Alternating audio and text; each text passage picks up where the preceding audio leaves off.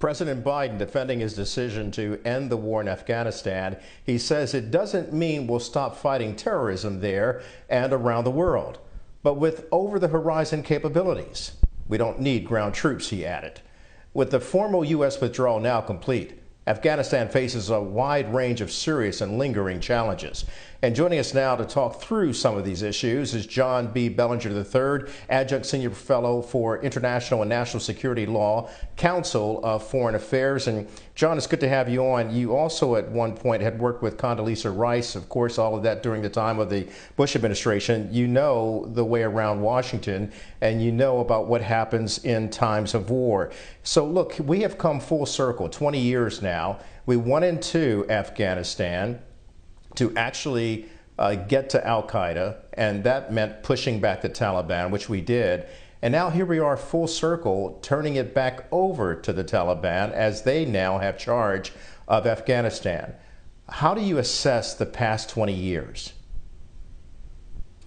Well, Kelly, it's nice to be with you, although the circumstances are very sad. I was as you point out, in the White House during that fateful summer of 2001, working for Condoleezza Rice, who was then the National Security Advisor. I was in the Situation Room with her on the day of 9/11, and then I was in the White House when we invaded Afghanistan a couple of months after that, and in all the aftermath. So, as you say, it really is head-spinning for me personally, 20 years later, to see the Taliban back in charge of Afghanistan, to see terrorist groups back in Afghanistan and flowing back in again. Certainly, I think we had to have gone into Afghanistan in the fall of 2001. I don't buy the people who somehow say that the Afghan war was avoidable after the attacks of 9/11. I think we had to go in and we had to try to rebuild Afghanistan as best we could. But it's been a long 20 years, and I hope that all that we have worked for will not be lost. I don't think it will be. I think we have improved things in the country, but certainly with the Taliban back in charge, it's going to be some dark times ahead for the people in Afghanistan, and it's going to be difficult, as you said, decisions for the Biden administration and how to deal with the Taliban in Afghanistan. And the Biden administration will have to deal with the Taliban in Afghanistan, as well as the nexus of terror and the fact that that country has become a magnet for other terror groups like al-Qaeda remnants and ISIS-K. And of course, there's also the larger picture of where terrorism has spread and reared its ugly head throughout other nations. To fight this, though, what will the United States have to do? The Biden administration talks about an over-horizon approach. But you know, as well as so many others from the Bush era, that it was very important to have boots on the ground to at least gain solid, credible, actionable human intelligence. That's gone now, John. How do you wage a war against terror from home and do it as an over-horizon approach and then cut down on collateral damage?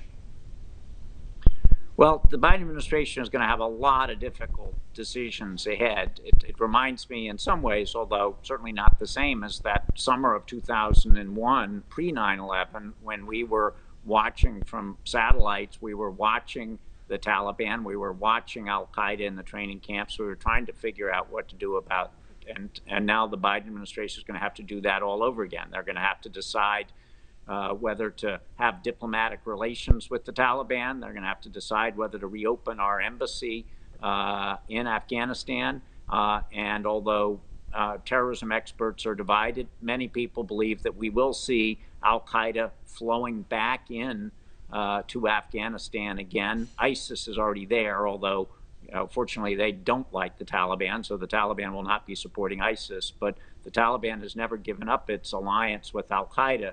So, we can't just walk away from Afghanistan and say, well, it was a forever war and now we're washing our hands of it and are going to move on. Afghanistan is there. The Taliban is there. It may become a failed state and a safe haven for terrorists. So the Biden administration is going to have to deal with it. We have good intelligence assets over the horizon, but there's nothing like being there on the ground. So the Biden administration is going to have to spend a lot of time, as much as they would like not to do with to do it, dealing now with the aftermath of the withdrawal and dealing with the Taliban and dealing with what could be a humanitarian disaster just for the people in Afghanistan, and then possibly a resurgence of terrorism in Afghanistan again. So it's they're going to have they can't just walk away.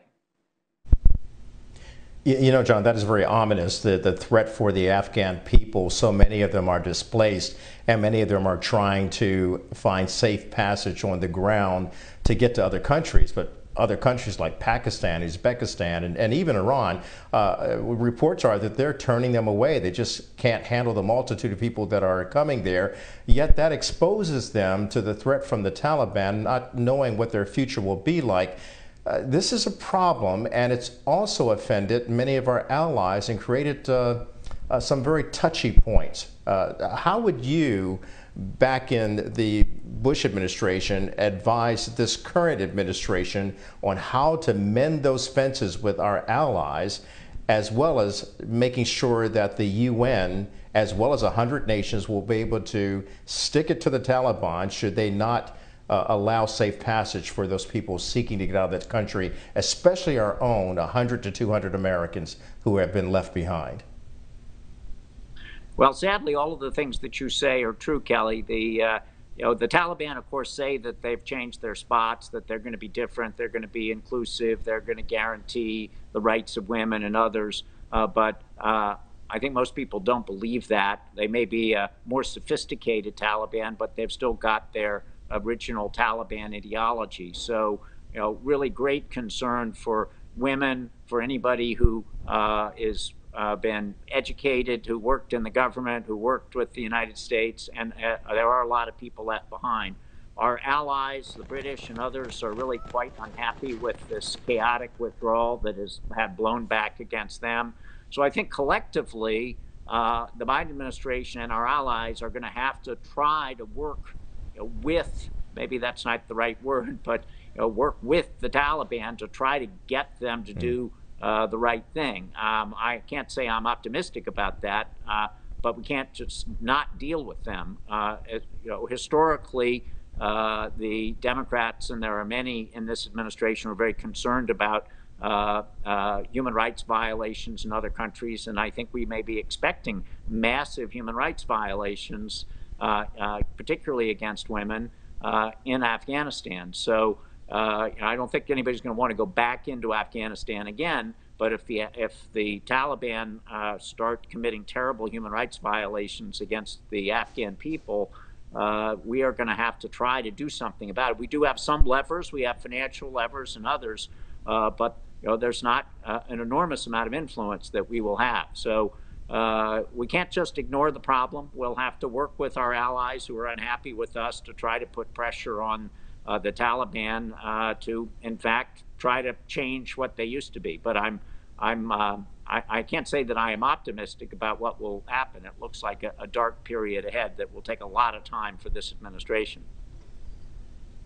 A dark period ahead, and during the Bush years, you were able to shine a bright light on the Afghan women, giving them an opportunity to have education, health care, and to grow. And now all of that seems to be going back into a dark hole. John Bellinger, I want to thank you for weighing in with this, and thank you for what you did with Condoleezza Rice and, of course, the Bush administration. You were there in the beginning, and here we are, full circle now. And we don't know what the future will be like, except that it is very dire and uncertain. Thank you, John, for joining us tonight.